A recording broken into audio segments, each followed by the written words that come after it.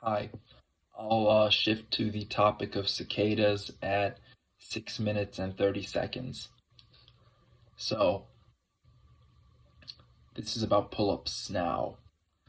I can't do squats very good.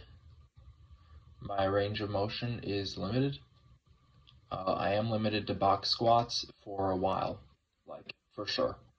Yeah, like I don't think I should do anything but box squats for probably about a month at least uh, for the legs. So, I basically convinced myself of that at this point, and that's what I believe because, like, I just can't bend my knee more than 90 degrees because that stretches the ligament, which was actually sprained in my knee. And so I'm limited to that range of motion because any more than that is going to cause stress to the healing. So even if I feel a little better, with my flexibility and that stuff's improving, which is great. Um, yeah, I don't think I need to stress that at all. I think I need to actually let it just recover, just like heal. And yeah, clearly, whatever happened actually did a bit of damage, because I've been out for a while now, and I'm starting to feel the effects of that. In my training specifically because I was, on a good little streak there with my program, getting successful days consecutively, hitting all my lifts, and, things just go wrong sometimes. So you can't always win. And this was a bit of a setback, but I have pull ups to work on. And that'll really develop my upper body. I really think I could use some work on my back. And I think that just doing more pull-ups is going to help a ton. Today I did like 35. I am pretty sore after yesterday's 120 pull-ups. I'm doing all of these wide grip, trying to grow my lats, basically. Just trying to pull with my lats as much as I can. And, you know, there's a lot I can do with these. Yesterday I did sets of 5. Today I did a few sets of 7. I did a top set of 9 reps, and then I did a set of 5. And I believe in total I did 35 reps. I have not gone back and counted it, but I think that's what I did. And 20 box squats. That's pretty light. Yeah. Like, it's not much, but it is something I can do now. And honestly, I could have done more pull-ups. I had the idea in mind of maybe doing 40 or 50, but I just called it at 35. I am actually sore today after those pull-ups yesterday. So, yeah, I gotta like get back to doing weighted pull-ups. I don't know how often. I think 2 days a week of weighted pull-ups is actually like probably ideal. I think it's pretty similar to legs, actually, in that. But I don't think you could do pull-ups every day doing that. Maybe you could, but yeah, you probably totally could. Yeah, because I did the weighted pull-ups every day for a while, and I actually did get stronger doing that. Just because, well, I did kind of plateau at a certain point, but yeah, it's complicated stuff, and it's cool. There's a lot of stuff you could do. Pause pull-ups is something I experimented with today. I think I did a whole set of paused pull-ups, and those are a little tougher. Like you can't get as many reps, but you control emotion more, and you have to be more mindful doing them. And there's stuff like L-sit, um, yeah, L-sit pull-ups, which I did experiment with a while back. I got to do abs. I've been ignoring my abs. That's something else I could do right now is work with just this stuff I've been ignoring. The big thing that I want to get back to doing is the isometrics specifically split squat. If I start ATG split squatting, maybe this doesn't happen to my knee anymore. Like this is a first time occurrence for me with the knee, but um, yeah, maybe if I start doing things to strengthen the knee and, more Cossack squats, ATG split squats, uh, then I would be able to maybe avoid something like this. Maybe it's not even related to that. I'm still figuring it out, but that's what I'm working on here. It's kind of boring only doing the box squats, but I got to just make the most of it and actually just get back to some sort of program. At least I could do arms, a lot of arms, forearms. I've been doing grip training, not really keeping track of it, just freaking training every single day a little bit. And that's keeping me occupied, but I had like pretty big goals with the squat this year, and this has slowed me down tremendously. So I gotta find better ways to work through this.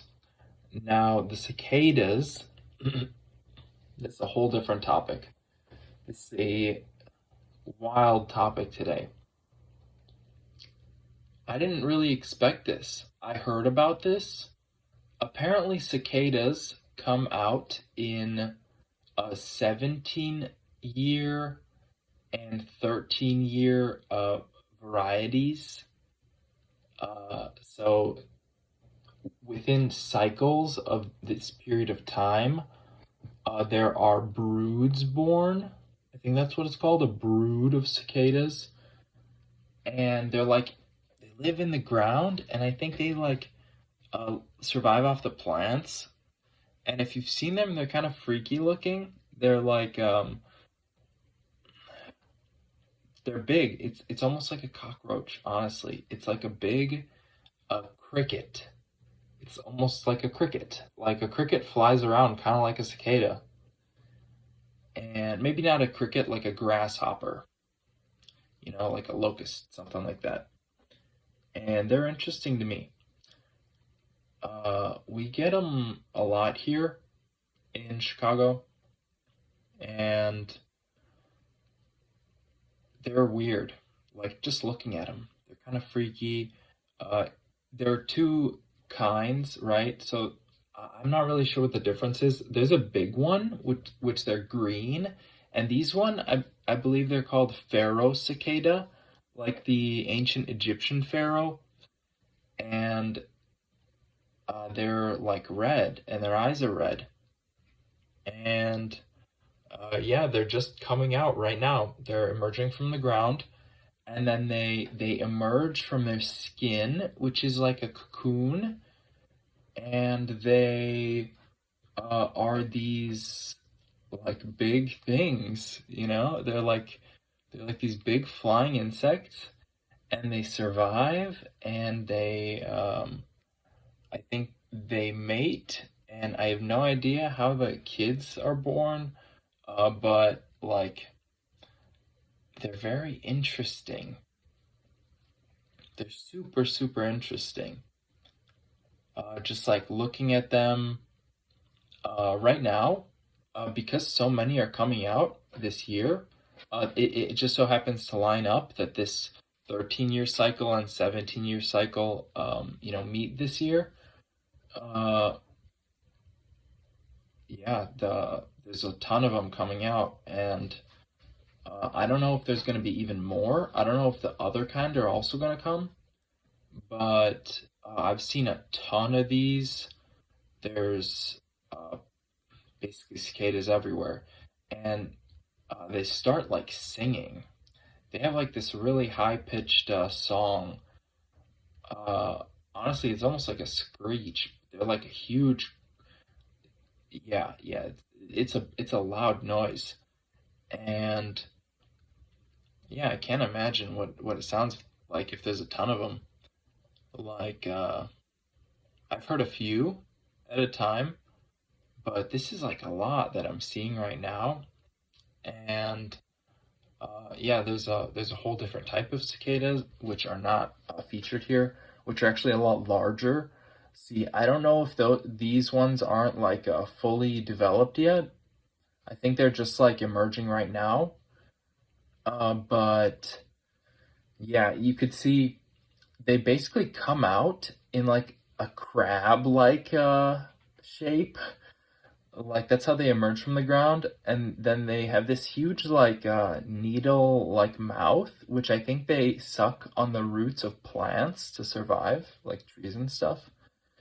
And they just drink that water, and they grow, and they come out of the ground.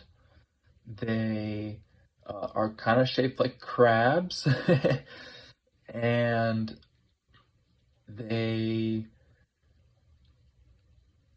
like climb. They climb up, and then they emerge from this like crustacean form into almost like a butterfly cocoon. It is a sort of transformation, and it's cool that this happened this year. Um, I haven't seen this many ever before. It's cool to get some footage of this because I bet like other people maybe have not seen this stuff because I've never seen this. And yeah, the cicadas are pretty neat. They're brightly colored, and there's a ton of them, and they're flying around, and there are other things eating them. Like, oh my, I saw so many dead cicadas. Like, I bet the birds are like having a feast. Um, there's like, there's shed skin everywhere. Uh, it's cool. It's interesting. And these ones are smaller than the other ones. I don't know if I think these might be the 17-year cycle ones.